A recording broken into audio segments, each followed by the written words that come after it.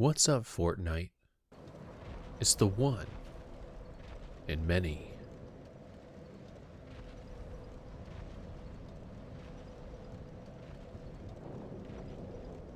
Sticky basket.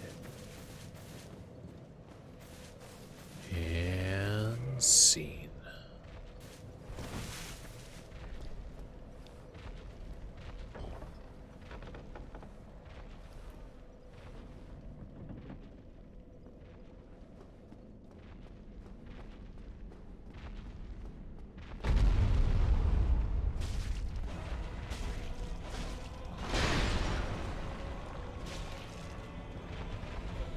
It's been nearly a year since I last played Dark Souls, and I've been taking this time to really ruminate on the past, present, and future. Instead of Dark Souls and Gwen's flat ass, other thoughts have dominated my mind. No, they're not of my infant child, my 3 cats, or even my beautiful spouse. In truth, there have been precisely 5 things on my mind.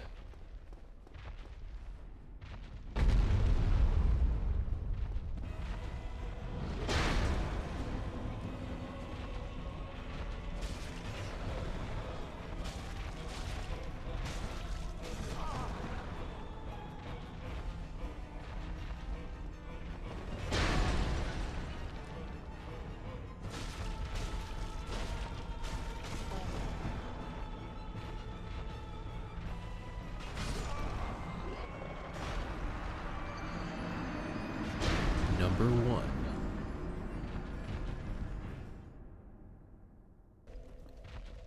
Mutha, or myth for those lacking whimsy in their souls, is a work of fiction that I've been allegedly writing for well over a decade now. In truth, since before Barack Hussein Obama became the 44th president of the United States, parts of this story have been in development. At that time, I was making a storyline for when I played with my dolls. Wait, sorry. The alpha males would prefer that I call them action figures. Most of these dolls were of professional wrestlers. I recall that my favorite was a Rob Van Dam, who had tragically lost his ponytail. Another was a Kurt Angle, who had been permanently painted blue from having been coated with black markers that eventually faded, most likely into my prepubescent to pubescent hands. The last one that stands out in memory was Scott Steiner, whose face had been burned beyond recognition by my older brother and had later been covered with aluminum tape by me, giving him sort of this badass shiny metal mask. Wait, there was also this like huge shredded Venom and an Incredible Hulk that was about the same size, which makes sense. The Hulk was specifically from a Planet Hulk set. I kind of wanted to collect them all because I was pretty into that storyline, even though at the time I hadn't read any of the comic books, still haven't, and hadn't seen the movie yet, although I would see the movie a few years after acquiring the figure, further justifying why it was a really cool action figure. The Hulk is currently missing an arm, though. I don't know what happened. Regardless, I truly love those toys, flaws and all, and I'm very excited for when my child gets to inherit them, when I die. 10 out of 13.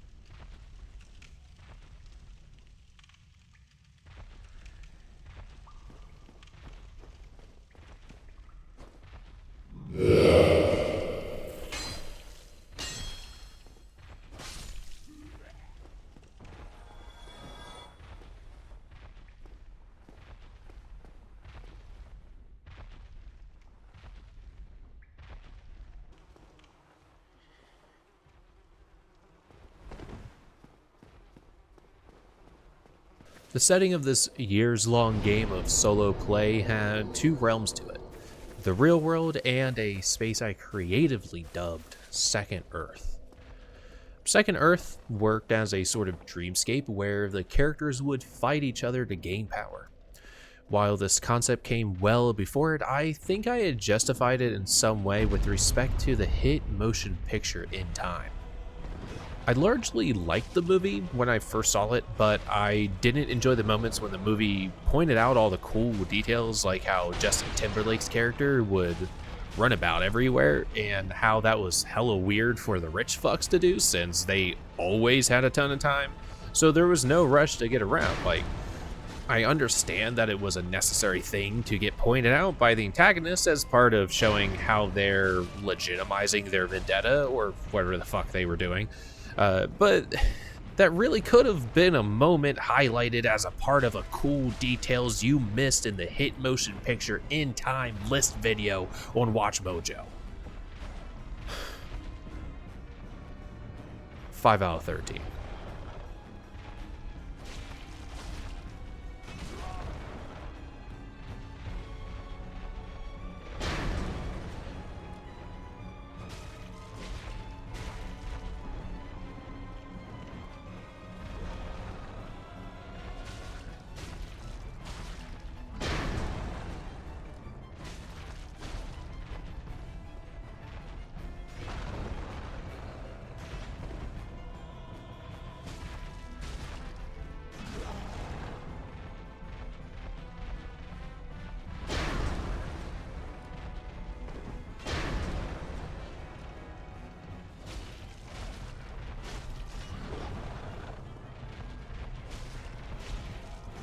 Anyway, the idea of trading power through battles and such felt legitimized by the idea of time as a currency potentially being dealt in a similar manner, although the battles on screen were much more a convoluted arm wrestling match, and not the epic shit that I was doing while I was also shitting on the toilet. At the same time, I was becoming fascinated by the idea of making my own video game. Specifically, I had an idea that I thought could become a spiritual successor of sorts to the hit video game franchise Destroy All Humans, with the general concept being that the player would control a bunch of different cryptids and wreak havoc against human settlements within the general environments that the cryptids belonged. Two main ideas I had were a Sasquatch running amok in the American Northwest, and Grim Reaper would fucking shit up some big city. There are also concepts of the game being much more akin to DAH, with different alien species fucking up the galaxy at large, but I abandoned that part of the idea pretty quickly. Unfortunately for the entire world, I halted ideation and pre-production of this game when I determined that my art skills were far too shit, and that I had no idea how to program or how to access resources to learn. I was a middle schooler, after all. I almost had the opportunity to learn more, though, as I shadowed for a digital art course held at my county's career training school, but I hated how the class was run, with students just getting a step-by-step guide for doing shit in Adobe Illustrator, and then they would just fuck around on their computers after. My dad going to jail for a wee bit, among other factors, led me to participate in the criminal justice course at the center instead. It was a fine class, pretty good even. I abandoned becoming a cop real quick though. Also, at least one of my classmates got arrested some years later from attempting a bank robbery. 7 out of 13.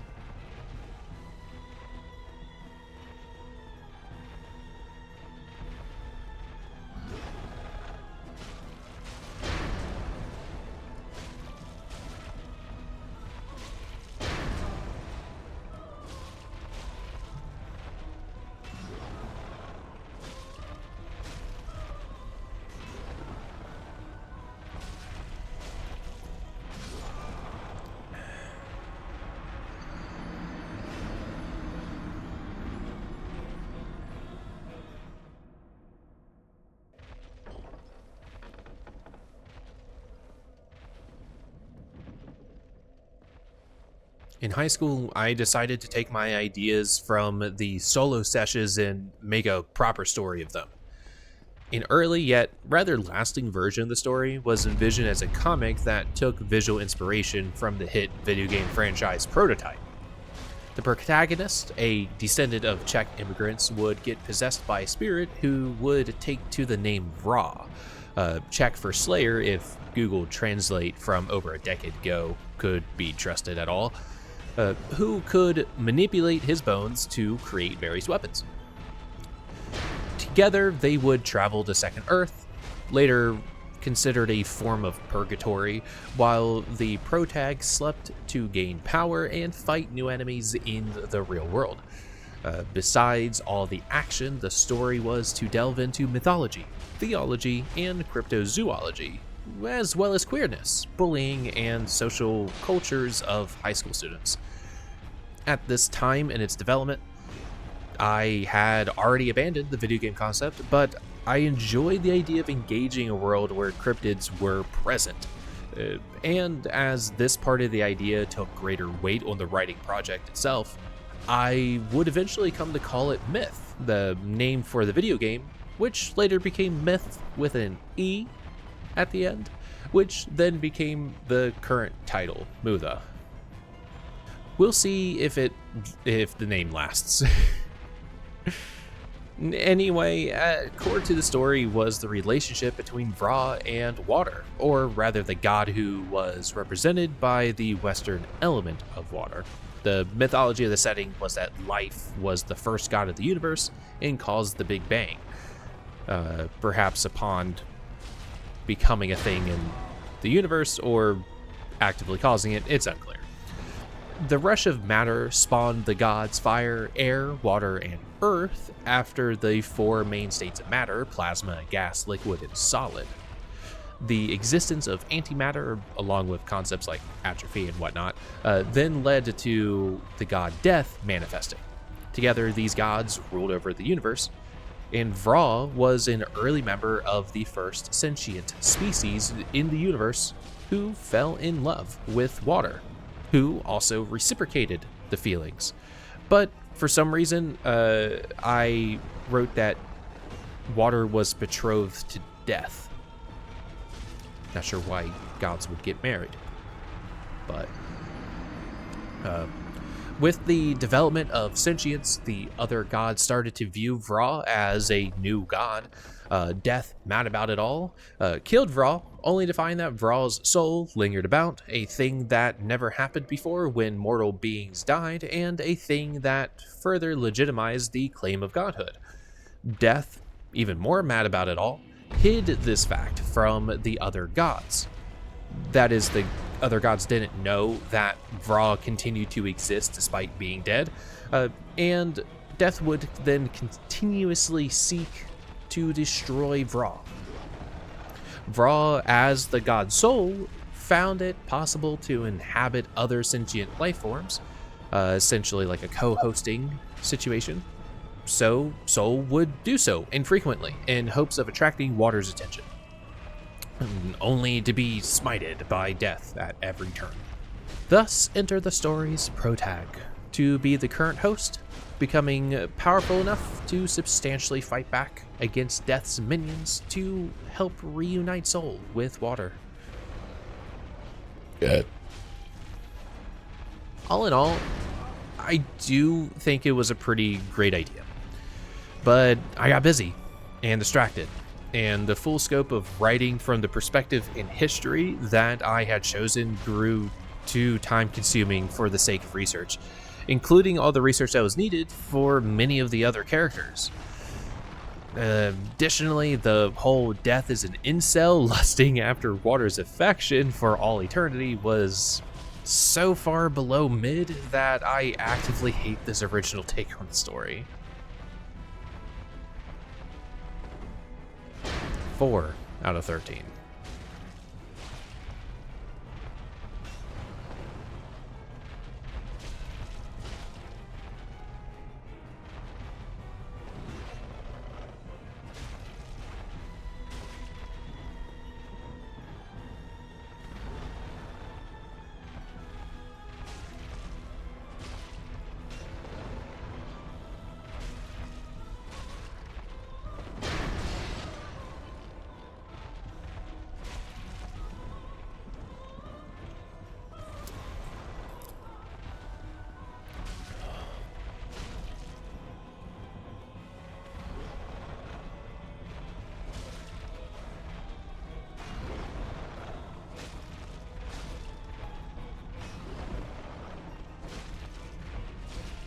so I shelved the project for a while. It definitely had nothing to do with the fact that I struggled with drawing anything that wasn't an inanimate object and got mad instead of continuing to hone my craft in pursuit of an awesome story, which I definitely didn't look back on with general disappointment after the years away from actively developing it.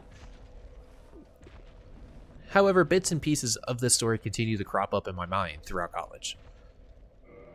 And I wrote 2 different drafts for the first chapter.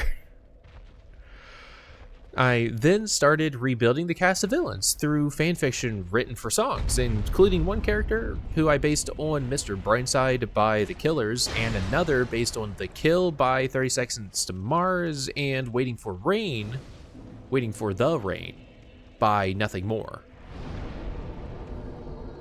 I revised the relationships to not be one of incels and pining among the gods, but one of jealousy and pride. Death wasn't in some dumbass relationship thing with water. Death believed that it in life had a perfect handle of things and felt spited by the alleged existence of a new god within the cycle. And for actual stakes, Soul's lack of involvement in the cycle would lead to true atrophy of the universe. Perhaps being the reason for the universe expanding as a way to, say, accommodate the unrecycled energy souls brought to the world. Life and death were overwhelmed, and death's hubris would be actively destroying the universe it thought itself perfect for maintaining. But remember how I said the research of the characters' cultures and histories was a bit too much? Yeah, that didn't change. I changed the characters' names a bit and started a less sophisticated version. And I thought that was somehow not right anymore. I wrote a partial draft of the first chapter again and slowly abandoned the story. Again. However, during all this time, I had created a stupidly complex and thorough world for use in tabletop role-playing games, most commonly for us, Dungeons & Dragons.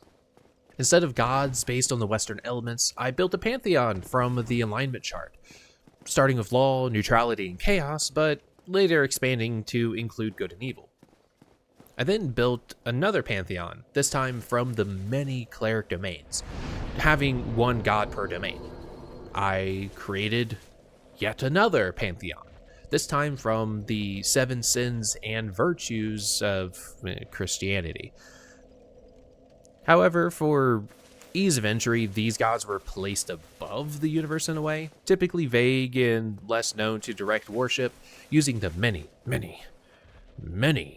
gods D&D already had to its own, or taken from theologies across the globe as the gods most people worship. These gods, though, being agents of the divines, as I would come to call my own gods. For this world, I researched plate tectonics and planetary systems to find careful ways to justify the world. I learned the general stories of the published modules for the Adventure League to make a basic timeline, fleshing it out with my own details and events to bridge time and the eventual inclusion of all available player options to be logically available at the time of my campaigns. You see, I created a system where different racial options would be developed over time, where elves and dwarves were at the beginning or something, and slowly more races started to pop up. That sort of thing. But now, instead of doing all of this work, I really could have learned more about the real world and our collective histories. Oh, one more thing. Here, take this. An Estus flask. Anyway, it came to rewrite the first chapter again, as it does every 5 to 10 years. I thought about a new writing style, digging into specific details into scenes in a way that verges on unnecessary, but hopefully not lingering too long. It's hard to explain, but it's rubbing my brain in the good way. And that's ultimately essential. That I, and truly I alone, enjoy what I'm writing.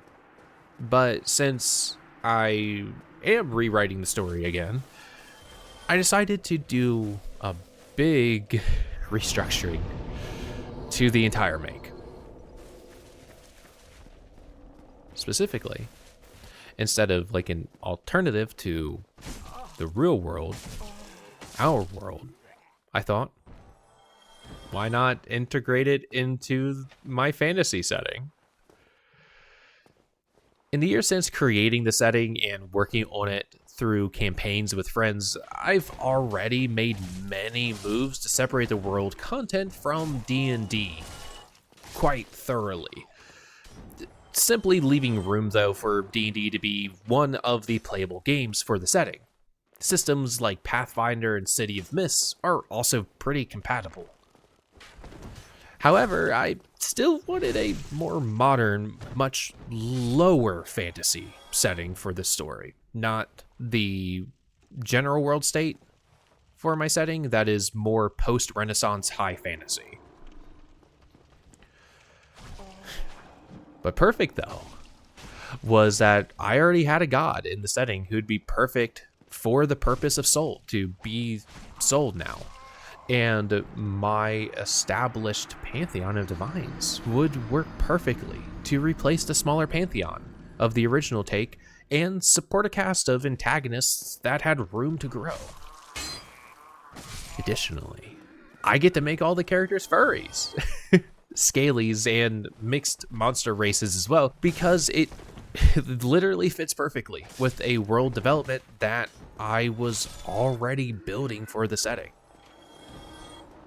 Currently, the protagonist's design is inspired by the spectacled caiman and the antelope jackrabbit. I think it's pretty cool. I think the design that I have in my head anyway is pretty cool.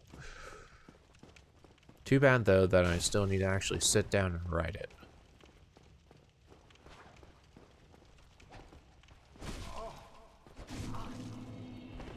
9 out of 13.